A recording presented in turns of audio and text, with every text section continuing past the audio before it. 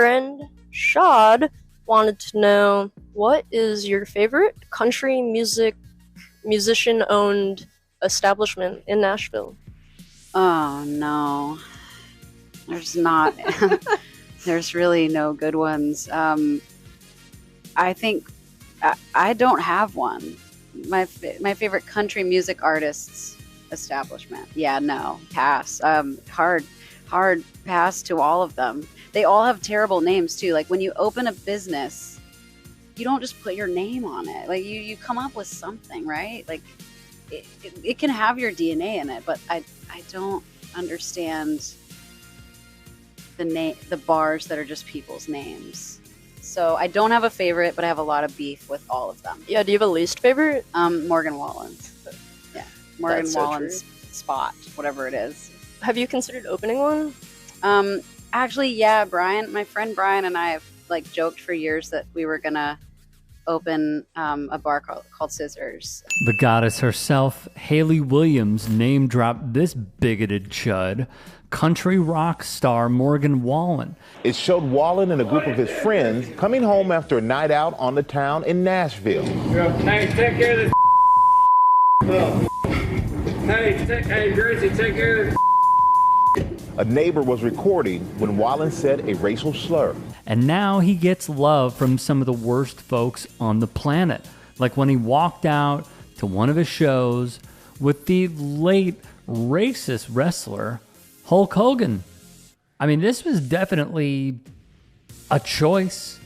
Tampa Bay Buccaneers quarterback Baker Mayfield also accompanied the racists. It was hard to make out what was actually being said. Kendrick Lamar's 12 minutes of rap was basically a musical grudge match. The music itself is not broad enough or well known enough to reach generations. Let's put Carrie Underwood and Reba and Morgan Wallen. Let them have a go at it. Fox News really loves him, and so do his loyal fans, especially when he bolts Saturday Night Live without dapping up or thanking a single member of the cast, takes a photo of his private jet and captions it with, "Get me back to God's country," then sells it on his website to make money. Incredible. Truly. Can I ask you who you voted for? That's a tough question. Oh, oof. Look at all of these lovely people. Mm-hmm. Oof. I'm scared. Is that going to be the out for me? Uh-huh. Yeah, okay. Yeah. Well. That's going to be it. All right. And that's all she wrote. Give it up for Matt, everybody. Thanks for shooting your shot, buddy. Good luck. Great hair. Wow. He's going back to God's country. We need more. I really feel we need more gay bars in Nashville, but I don't know, under threat of fascism, if they will open. Sadly, she is right. For Williams, she has been an outspoken advocate for all of the right things, as we have outlined on this channel time and time again. I'll be happy to tell you, I'm very comfortable talking politics. And if you vote for Ron DeSantis, you're dead to me.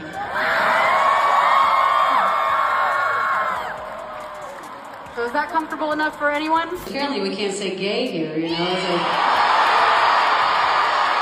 I want to see the gayest I've ever seen tonight. Gay, gay, gay, gay, gay, gay, gay, gay,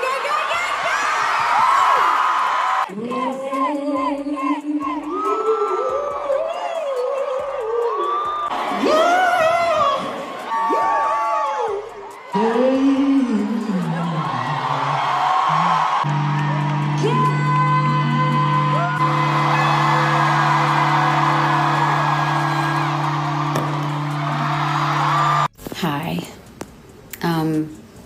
I try really hard to not put Donald Trump on my social media because he doesn't need any more airtime. But, when I gave a speech about Project 2025 last fall, there were a lot of people, even people that probably didn't vote for Trump, who said I was maybe being a little bit dramatic, that he didn't have anything to do with it or whatever, right? It's already being enacted. If I'm a white, wealthy woman in America, in the South, and I'm scared, there are a lot of other people that I know are more terrified than me. So I guess the reason that I'm doing this,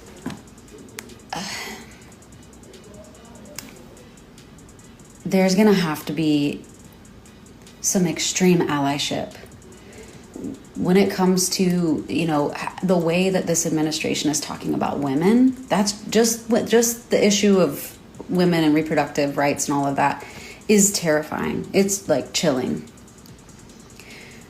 Seeing Trump talk at the Women's History event about, you know, the whole fertilization president thing is chilling. And because I work in male-dominated spaces, and I know a lot of really great feminist men who believe that we should have a right to choose what happens with our bodies, we need allies.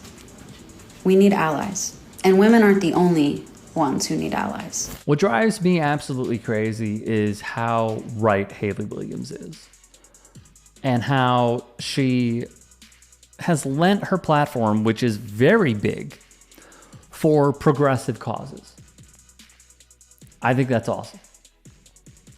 And then you look at someone like Morgan Wallen, who's